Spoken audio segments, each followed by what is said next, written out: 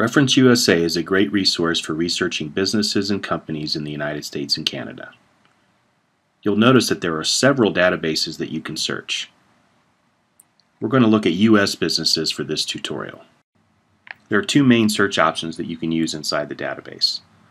The quick search is great if you know the name of the company and its location or the name of one of the executives. It's also great for just browsing an area to see what businesses are listed. So, for example, let's look at Steamboat Springs. I start to type the name and it populates below. Select that in Colorado and you'll see that there are over 2,000 results.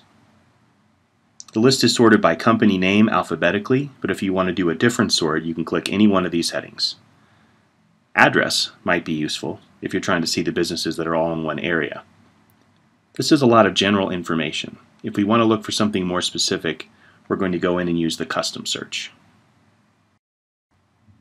The custom search in ReferenceUSA is a great tool because it allows you to do your research from multiple angles. You click on Custom Search and then look at all these fields on the left.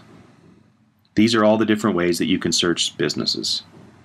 The search defaults to verified businesses, which is good. If you were looking for a business that was out of date or had gone out of business, you could include that as well, but we'll stay with verified knowing that this will show current results. Let's say, for example, that I want to look at all the coffee shops in Steamboat Springs. Maybe I'm interested in starting a business and I want to see what my competition is like and what kind of sales they do. If I click Business Type, it gives me two options for searching: Industry Group and Keyword SIC NAICS. I'm going to select that. SIC and NAICS are industrial classification systems. What that means is that businesses based on business type, in this case coffee shops, have an actual numerical code attached to them that connects them to a specific industry. What that does is that it allows the U.S. Census Bureau and others to gather statistics based on these codes for various industries. I don't know those codes, so I'm going to type in the keyword of coffee shops and it will search that for me.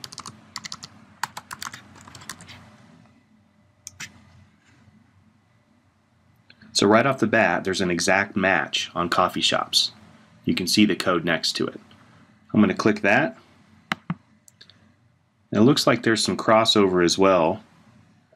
Bakers, cafes, delis, restaurants. I don't need that many results, so I'm going to stick with coffee shops. And I'm going to grab this one, espresso and espresso bars. Next, I'm going to select geography, then city.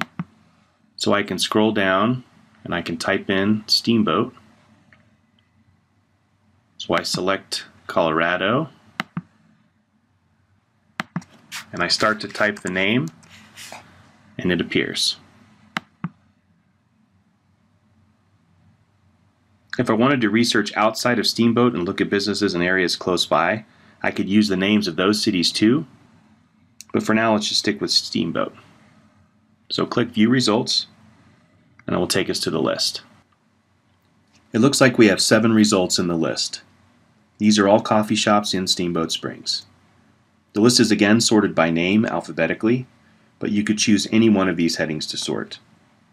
You could also download this list into an Excel spreadsheet or save the search to get back to this page quickly. You'll notice here on the right that this column defaults to sales volume, but you'll see there's an arrow here which usually means that there are more features available. So we click the drop-down menu and you can see these other results appear. Let's look at Corporate Tree, for example. Corporate Tree would show us if this is an individual standalone company or if it belongs to a larger parent company. Most of these small businesses are independent, but if you look down here at Starbucks, we all know they're a large corporation. If you click that information, it will give you some details about the parent company. So let's click on one of these records and see what kind of information we get. I'll click Amante Coffee, and it takes me to a lot of details. So right away I've got their address and some contact information, their website, the industrial classification codes that I was talking about, If they had jobs listed, it would show up here. There's also some useful demographic information.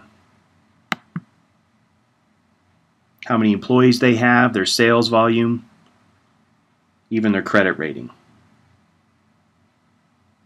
If they were a traded company,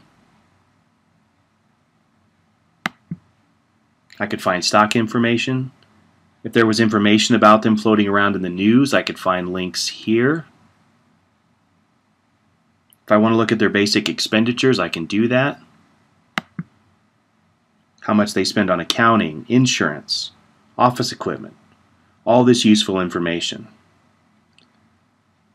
Finally, here's one called the Competitors Report, which is very useful for me in this situation because it includes businesses close by and similar businesses in Colorado.